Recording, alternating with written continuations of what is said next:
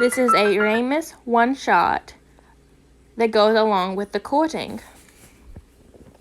Ramus's point of view. I laid curled up in my bed going through my past. How Dumbledore made me believe marrying Trunks was the best I could do. How she was always made all the choices for me, not letting me decide on anything.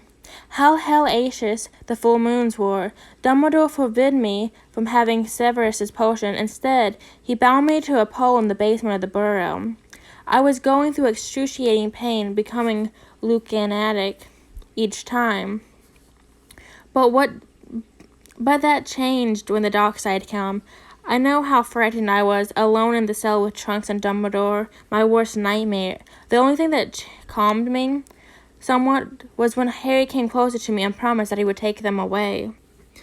Not even half an hour later, they had put Trunks and Dumbledore, and Greyback had arrived. "Oh my God, look at you. Come here, Ramus. We're not going to hurt you," he said, holding his arms open for me. I remember him smelling really nice and calming, and he picked me up as if I was light as a feather. The whole travel back to Greyback's pack, he didn't let me go, keeping me close to him. The pack was the complete opposite of what Dumbledore had told me.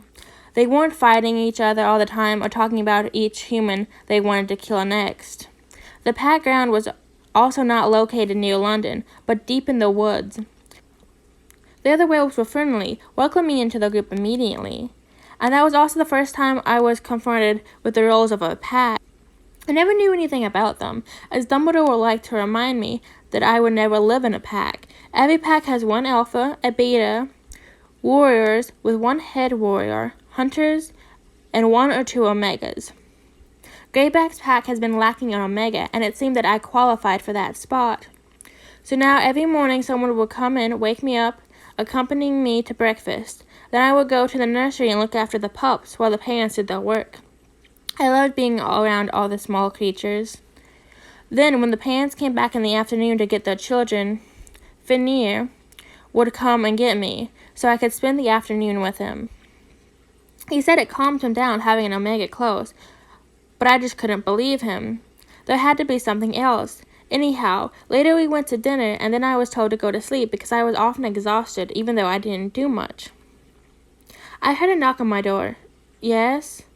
I asked, rolling out of bed. Elizabeth, a huntress, entered, telling me that it was time for breakfast. I put on my clothes and let Elizabeth lead me to the dining room. And again, I realized that everyone around me was a lot taller than me.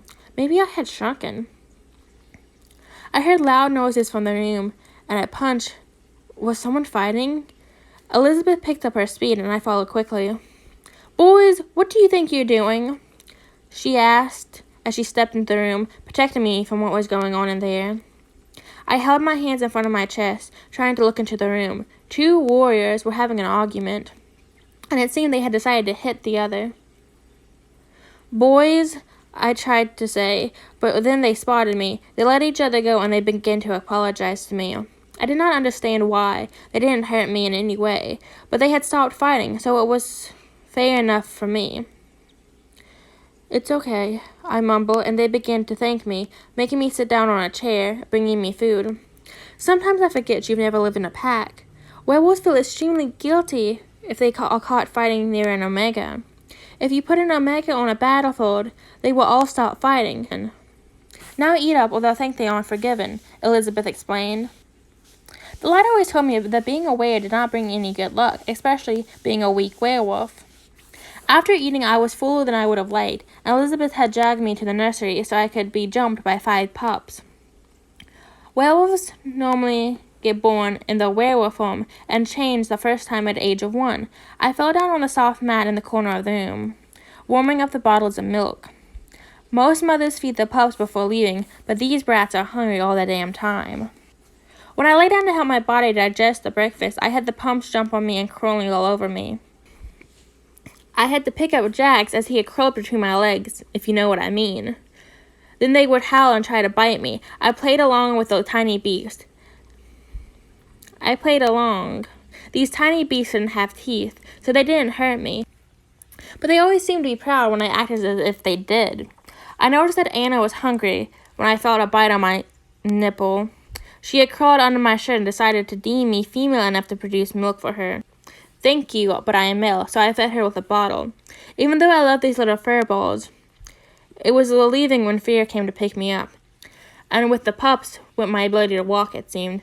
Fear loved to carry me around and make me sit on his lap. Today we spent time in his office, me on his lap looking through some letters he got from Voldemort. He often came really close to me. I didn't mind, though. When we were finished, I felt him press his nose into my neck. You smell divine, Ramus, Vinny whispered.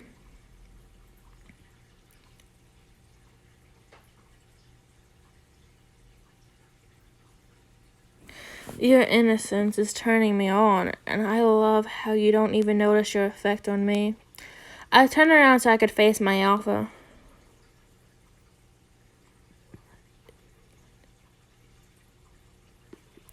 What do you want to say with that? I asked him, confused. He chuckled, looking at me in the eyes. Ramus, do you accept me as your mate? I went beet red. But I'm male and I can't give you a hair, and there's so many pretty females and... Greyback shushed me.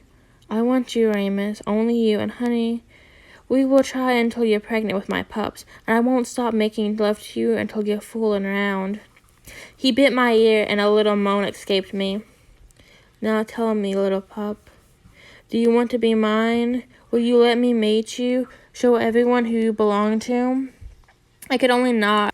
I was already too far gone. And that was the story of how I got pregnant with triplets. And we're not going to talk about how many days I couldn't leave the bed because of my backside hurting. The end.